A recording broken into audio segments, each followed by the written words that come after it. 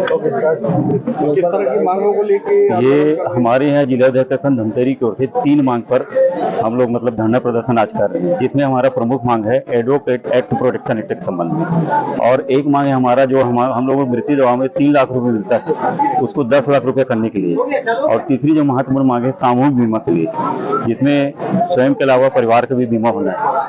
Advocate protection act से मतलब लागू करने के लिए हम लोग मांग कर रहे हैं, क्योंकि आज आए दिन एक आम आदमी सुरक्षित नहीं है, बल्कि आज अधिवक्ता को भी मतलब ये सब महसूस हो रहा है कि एडवोकेट प्रोटेक्शन एक्ट लागू होना चाहिए, क्योंकि हम लोग जिस पक्षकार का लड़ाई लड़ते हैं आए दिन वो पक्षकार मान लो प्रकरण में कुछ हो जाता है तो उनका उद्देश्य ये होता है कि कहीं हमारे खिलाफ ये वकील तो कुछ विपरीत कार्रवाई नहीं किया है, हिंसात्मक हो जाते हैं, गाली गलौज में उतारू हो जाते हैं। हमारे पास कई ऐसे मुकदमे हैं जिसमें जैसे हमारे पास 302 का मर्डर केस का है, अटेम्प्ट टू मर्डर का है, सभी में ऐसे गंभीर मतलब जो अपराधी के लोग आते हैं, उनके परिवार के लोग आते हैं, उनको ये लगता है कि हमको आज जमानत मिलना चाहिए तो मिलना चाहिए, नहीं मिलेगा तो उनको ये लगता है कि कहीं वकील सामने वाले से मिल तो नहीं गए हैं। तो कई हमारे खिलाफ में फर्जी शिकायतें भी होता है स्टेट बार काउंसिल में, उसके लिए भी एडवोकेट प्रोटेक्शन एक्ट महत्वपूर्ण है, क्योंकि यदि हमको सुरक्षा मिलेगा तो हमको कार्य करने में भी अच्छा मतलब महसूस होगा, वरना हम लोग क्या है कि उसी पर लदे रहेंगे और आए दिन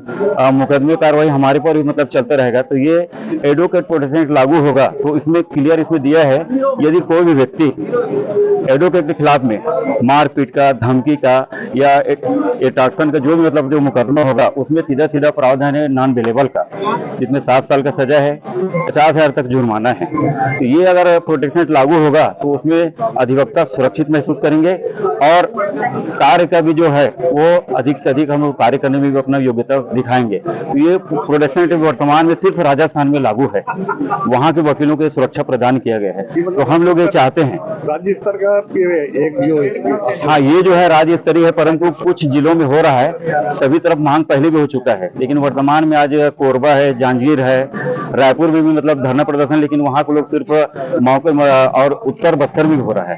तो ये अधिकांशतः मतलब छत्तीसगढ़ बहुत जिलों पर आज का धरना प्रदर्शन हो रहा है। आज बिलासपुर के वकीलों ने तो किया, बिलासपुर के वकीलों ने किया, अधिवक्ता संघ वहाँ कार्यवाहक जो बने हैं वो लोग भी किए हैं, उनके मार्गदर्शन पर भी हम लोग यहाँ पर यानी आज का धरना प्रदर्शन कर रहे हैं। प्रदेश स्तर से हम लोग संबंध है, जिसमें बहुत से जिला इसमें शामिल है आज के धरना प्रदर्शन में। आज एक दिवसीय है, अगर आगे मान लो कोई ऊपर से कोई जो भी मार्गदर्शन हमको मिलेगा, प्राप्त होगा, उसके आधार पर हम लोग लगातार भी करेंगे, लेकिन हम लोग प्रोटेक्शन एक्ट लागू करवाने में पूरा अपना जो है योगदान हम लोग देंगे ताकि एडवोकेट एक्ट प्रोटेक्शन एक्ट लागू हो।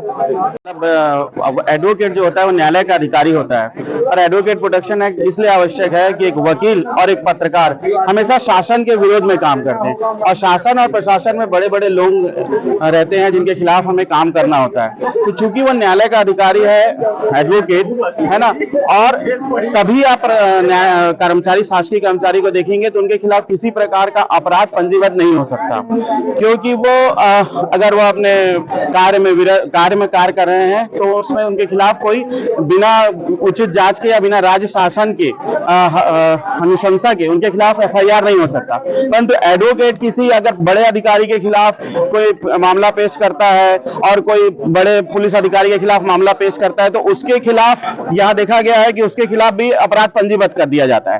तो इसलिए हमारी मांग, सबसे महत्वपूर्ण मांग एडवोकेट प्रोटेक्शन एक्ट में यह है कि किसी भी अधिवक्ता के खिलाफ कोई भी एफआईआर बिना सीजीएम में परिवाद पेश किए और सीजीएम के द्वारा जांच किए नहीं होना चाहिए। ये हमारी प्रमुख मांग है। शासन और प्रशासन से जो हमारी लड़ाई होती है, और हम ये लड़ाई जो गरीब जनता है, जो आम जनता है, उसके हित के लिए लड़ते हैं, और देखा यह गया है कि फिर वकीलों के खिलाफ एफआईआर कर दिया जाता है, उन्हें धमकाया चमकाया जाता है। तो ये सारी चीजों से हमें संरक्षण की आवश्यकता है, इसलिए हम ये चाहते हैं कि अधिवक्ता संरक्षण अधिनियम लागू किया जाए। सबसे महत्वपूर्ण क्लॉज यही है।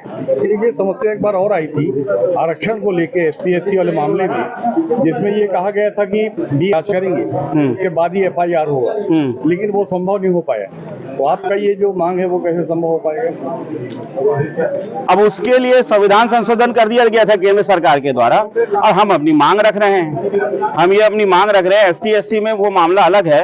एसटी/एससी में जांच करने का आदेश जो दिया था सुप्रीम कोर्ट ने दिया था कि वो जायज था माननीय सुप्रीम कोर्ट का, परंतु उसे उसे संविधान संशोधन करके बदला गया है। अब वो संविधान संशोधन जो किया गया वो तो अनन्य क्षेत्राधिकार है लोकसभा का। मतलब मुख्य आपकी मांग अगर नहीं मानी जाती है तो प्रदेश स्तर के निर्देश पर बड़ा आंदोलन करेंगे कि किस तरह? अब निश्चित तौर पे इस पर विचार किया जाएगा मीटिंग में और उसके बाद बताया जाएगा।